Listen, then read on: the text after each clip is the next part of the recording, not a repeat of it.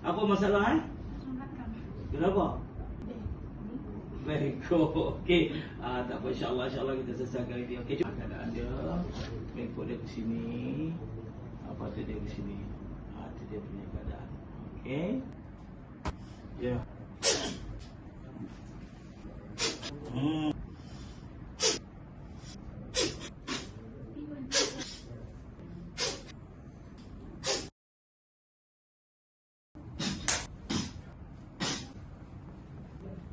Ni ada turun?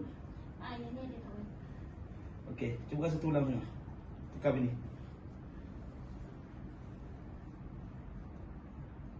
Ada? Ada.